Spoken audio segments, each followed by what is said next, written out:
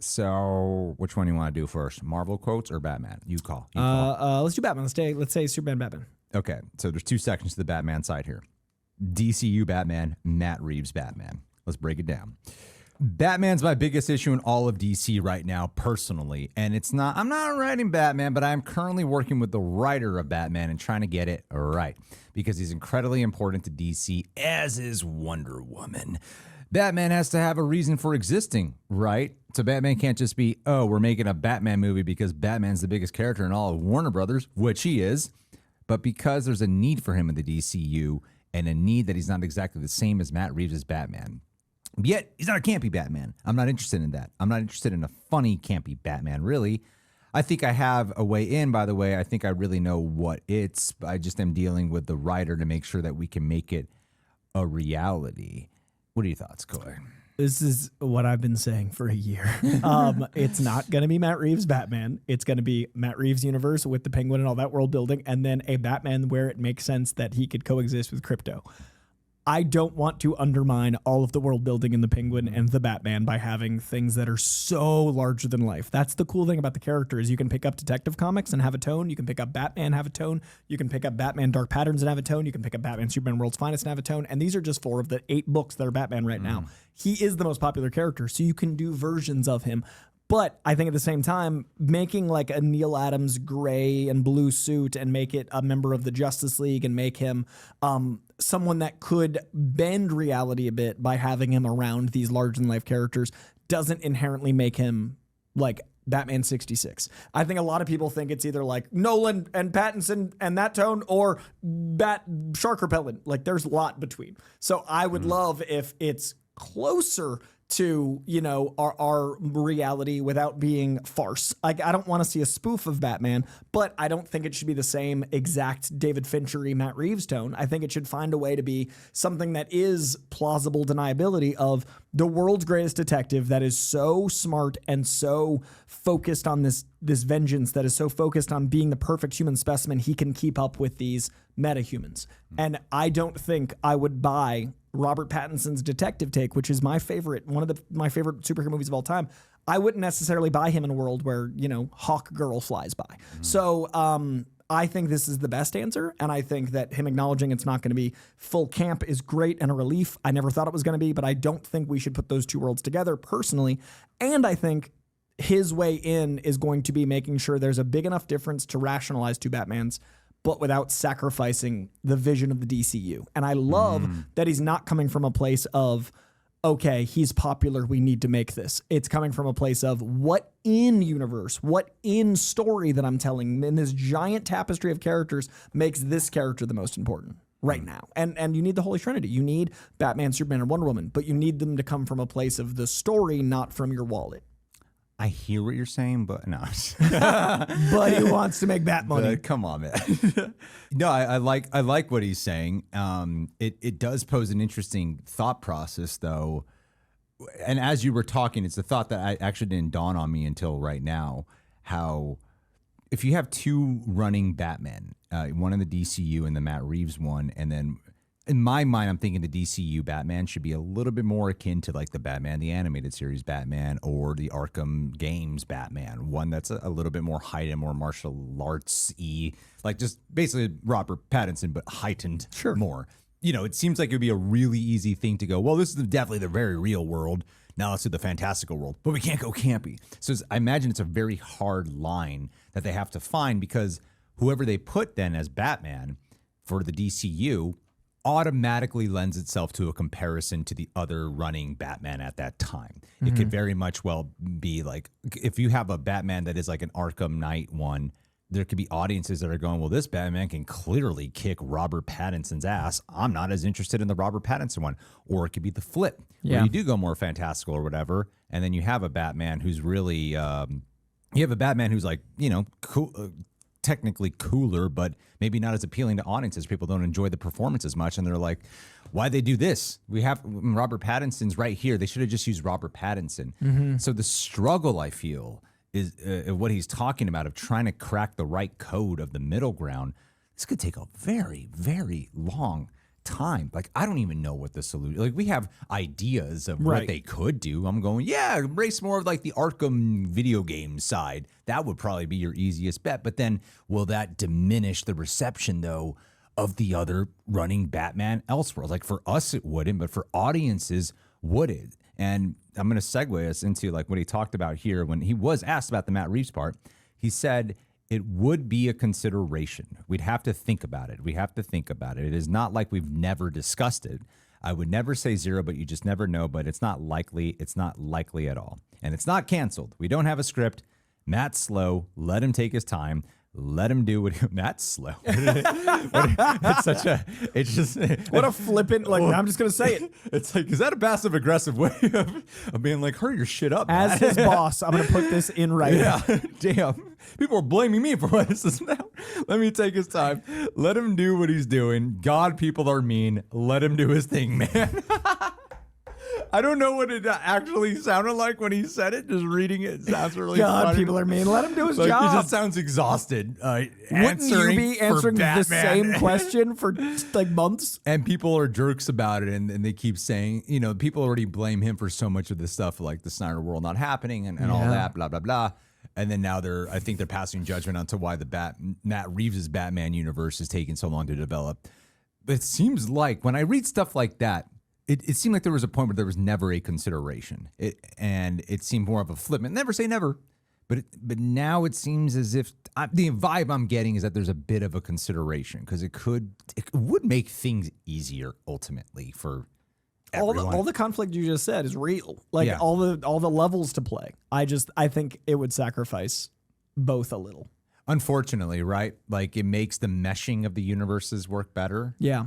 It makes it easier to follow for audiences. But then you got the MCU problem where you're making everything work. You're cramming it all together. Where like Elseworlds is a strength of DC Comics. And if they're building out an Elseworld, if they're developing the idea of Elseworlds, let a strong one that's already started go being an Elseworld. Yeah. Because as soon as you're like, oh, it's got to fold into here, then all of a sudden every movie you make should. And that's Marvel's problem. How do you feel about that last comment's like kind of tripping me out? He really seems like he's getting defensive here. I just think that, like, you know, he's a very candid dude. And I think that he's just so sick. I mean, I'm sick of hearing this question answered. I can't imagine being so sick of answering it. Like, every time we talk about Matt Reeves' Batman, everybody's like, oh, it's going to happen. And like, this is his job. He has to answer that question every day. There's probably people in DC studios like, why don't we just do it? Yeah. Like, I don't know that, but I assume that if everyone's saying it, it'd be frustrating.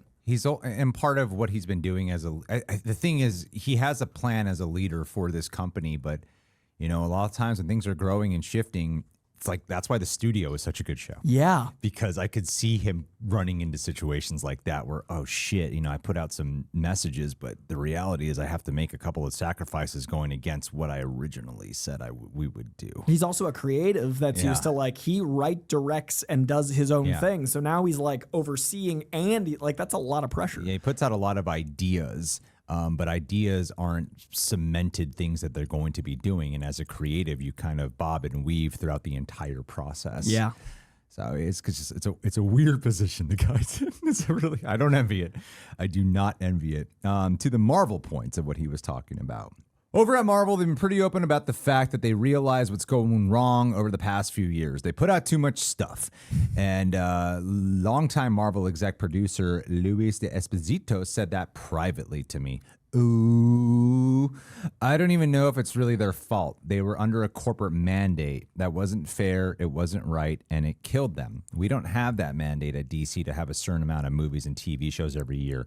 Not yet, James. So we're going to put out everything that we think is of the highest quality.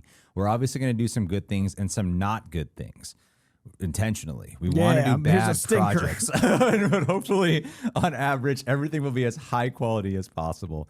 Nothing goes before there's a screenplay that I am happy with. And then, of course, complaints, because James Gunn moved his lips up and down.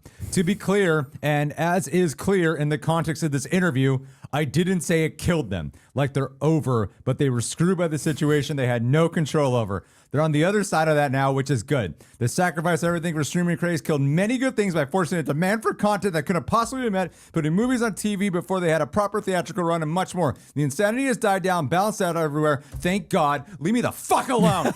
You didn't say that. That last sentence. What's going As someone who is very streaming averse, I think this is kind of I think Marvel represents, because of how big they are, the macro to a very, very big problem. The micro to a very big problem. Like, you can zoom in on Marvel and see a lot of the issues with the entertainment industry because they're the big thing. Yeah. So I think streaming is often content, not art. I think that you need to make sure, if you are a studio making art, your art should be art and not fodder. And so when you've got mandates, when you've got certain expectations, you're already going to have all that in the nature of show business. By the nature of making a movie or a show, there will be mandates. There will be certain expectations and dates and budgets to hit. But when you then go, okay, triple your output, and you don't get the resources to really do it. When you have 2 movies coming out that start shooting a year apart that are released 2 weeks apart, I worry about the CGI of the one that started shooting a year later. Like, Fantastic Four literally is coming out 2 weeks after the Superman movie, and it didn't start shooting until Superman was almost wrapped. That's crazy for those visual effects artists, but there's a certain expectation of output. So I think Marvel is learning. I think they have learned. I think they're pivoting. I think Thunderbolts is great. I hope that we get a great Fantastic Four and going forward, but I think when they were trying to do characters that weren't as well known because they were trusting in their brand to such a level that it caused some recklessness. I think when the volume was that high, I think when they didn't have showrunners, I think a lot of the things that like other companies have too, but the other companies aren't as big. Like, they don't get as much press and notice because everyone compares to Marvel. So I don't disagree with his statements, and I think that it's a really good opportunity for the DC universe to learn from the mistakes that were made in a post everything has to go to streaming world. And selfishly, as a movie theater guy, I'm glad we're noticing because it's been bad. Well, something that came out today that I totally forgot to put down in the show notes, because you said Thunderbolts, I was like, oh yeah. July 1st. Is that Jake Schaefer is officially confirmed as of today to be directing the X-Men movie. What? Yeah, it's officially confirmed today. At least that's what I typed in, and it looks like Deadline. That's comic book, huge. Comicbook.com. And apparently after 2028, they might go back to 4 movies a year. Jack Schaefer doing X-Men is huge. Right? That's the, wait, is he the one who did Thunderbolts? She? Jack Schaefer did Jake WandaVision. Schreier My did God the damn. Thunderbolts. Who's doing it? Who's Jake Schreier is the one doing it. X-Men reboot. It's a man's face. I don't know anyone. Jack Schaefer, WandaVision, Jake Schreier, Thunderbolts. Those are remarkably similar They are. sounding You're names. not wrong. Oh my God. Because I heard Jake I was Schreier like, was doing a woman it. named Jake Schreier. I heard Jake was doing it, and then when you just said Jack, I was like, that rewrites my entire theory of everything.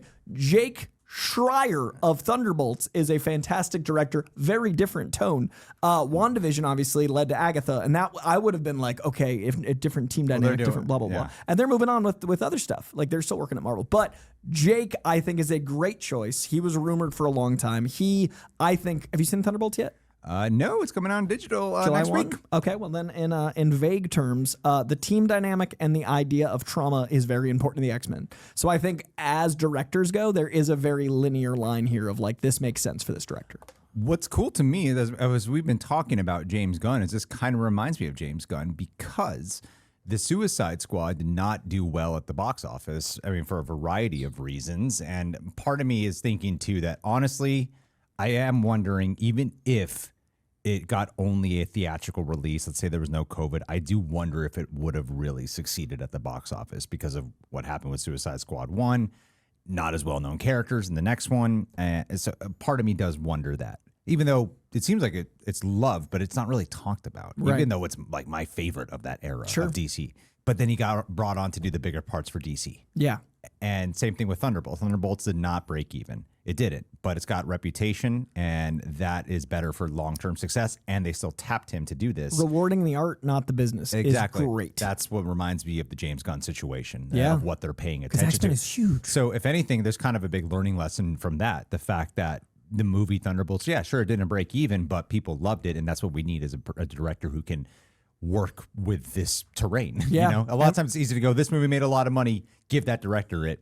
That's not what they're paying attention to. So to your point of like James Gunn talking about how that mandate affected everything and how Marvel's learning, this is a sign that they are learning to me, even without having seen Thunderbolts. I totally agree, and I think it's an interesting sign, timing-wise, of they know X-Men is the biggest brand they have right now. They're trusting in a director, even without the finances backing it. That's a really good sign of like, we know your art. Also means he had a great pitch. Means he has a vision, right? Yeah. Because you don't go like, hey, your movie was good and it might have lost money. You're going to stay with the company, but here's our biggest franchise ever. It's like, okay, now also what is your idea? Yeah. Because you're in the house. Like we were taking these meetings. So I think that's a great sign for whatever Jake wants to do. Also, really, really nerdy, articulate guy about the art. Like I talked to him I reported at the red carpet for the Hollywood Reporter, and he and I had a really good conversation about comics. And he casually dropped like issue number references, and I was like, that is rare, even amongst like nerds.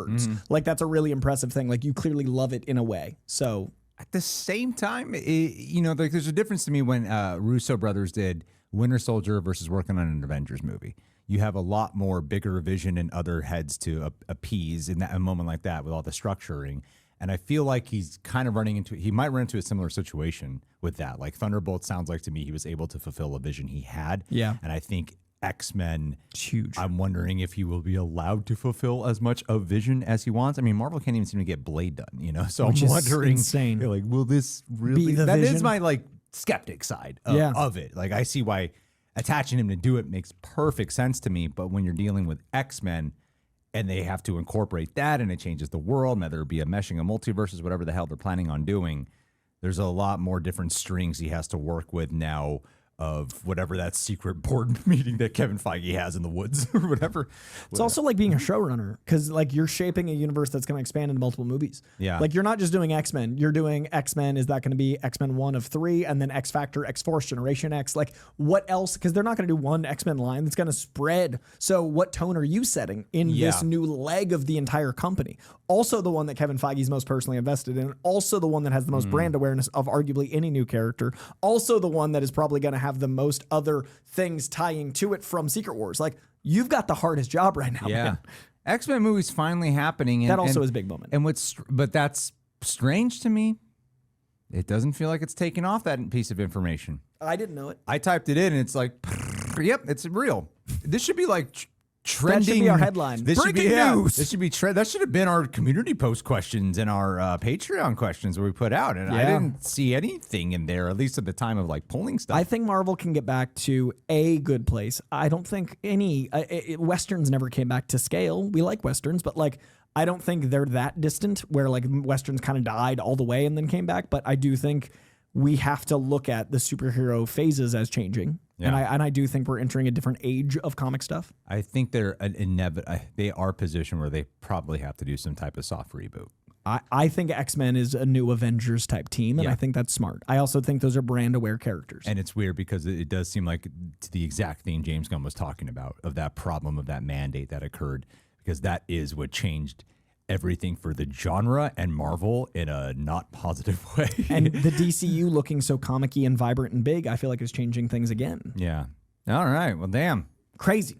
Ooh, yes, I didn't put that down because we didn't get asked any questions about it. That's nuts, dude. But as we were talking, I was like, wait a minute, there's a big story there that I forgot about. So